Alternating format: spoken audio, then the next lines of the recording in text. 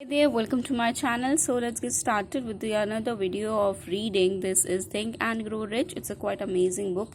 As you can see, it has 70 million copies sold worldwide. In this video, we'll be reading a few paragraphs. This is symptoms of lack of persistence. Since we got no time and this is a quite short a video, this is page number 139. And if you like this video, then don't forget to like, share and subscribe. Yes, here you will find the real enemies which stand between you and a noteworthy achievement. Here you will find not only the symptoms indicating weakness of persistence, but also the deeply seated subconscious causes of this weakness. Study the list carefully and face yourself squarely if you really wish to know who you are and what you are capable of doing. These are the weaknesses that you must be mastered by all who accumulate riches. The first one is failure to recognize and to clearly define exactly what one wants.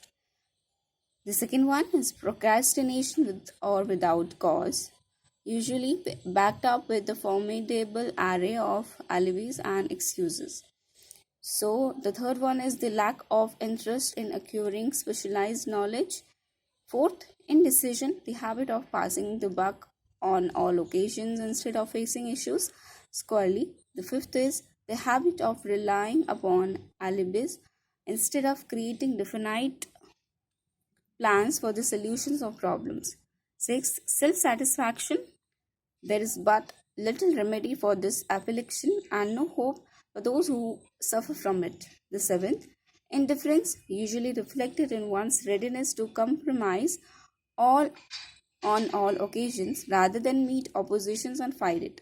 The eighth, the habit of blaming others for one's mistake and accepting unfavorable circumstances as being unavoidable. The ninth is weakness of desires due to neglect in the choice of motives that impel action.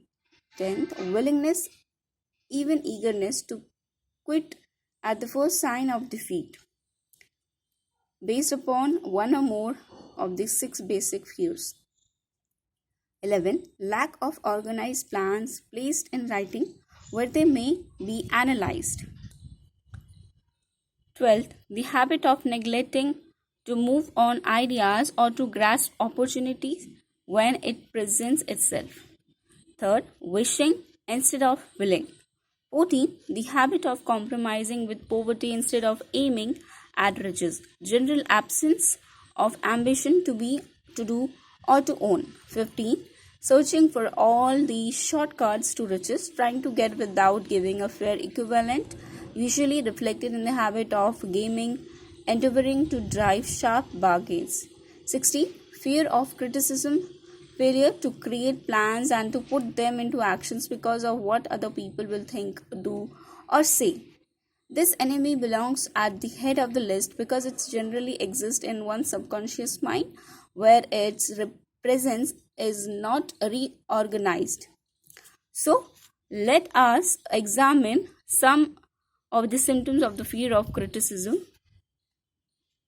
The majority of people permit relatives, friends, and the public at large to so influence them that they cannot live their own lives because they fear criticism.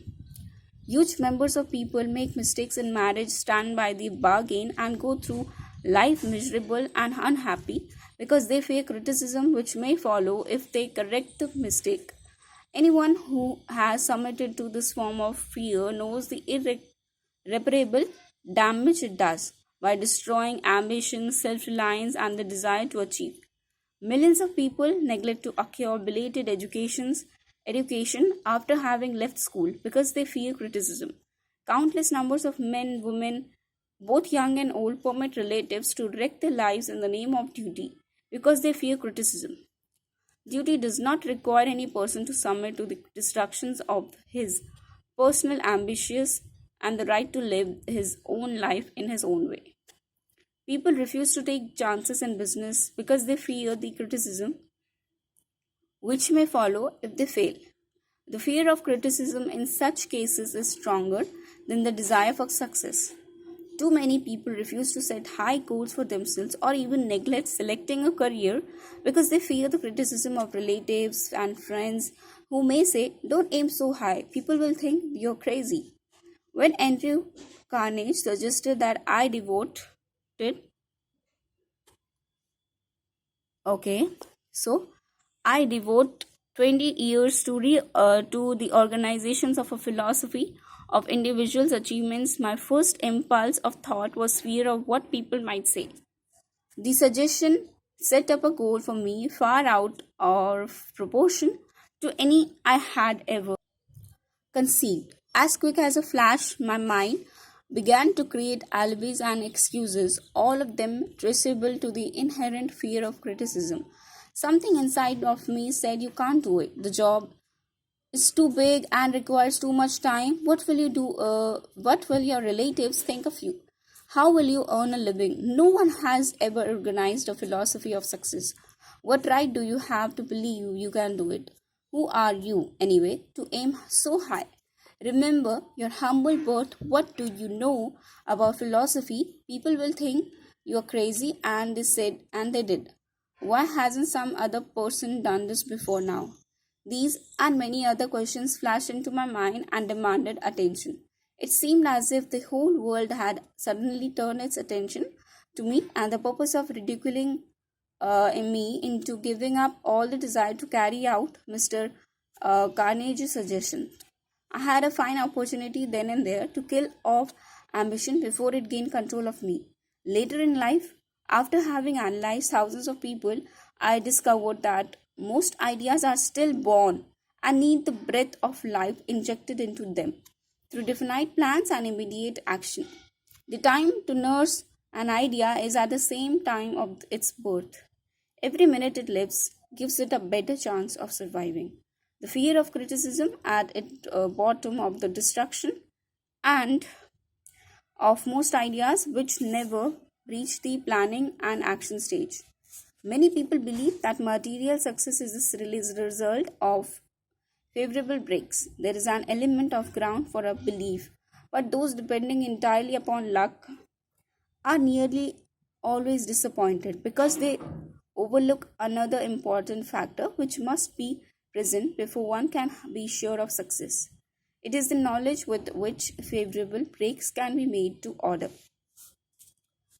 So, during the Depression, W.C. Fields, the comedian, lost all his money and found himself without income, without a job, and his means of earning a living no longer existed.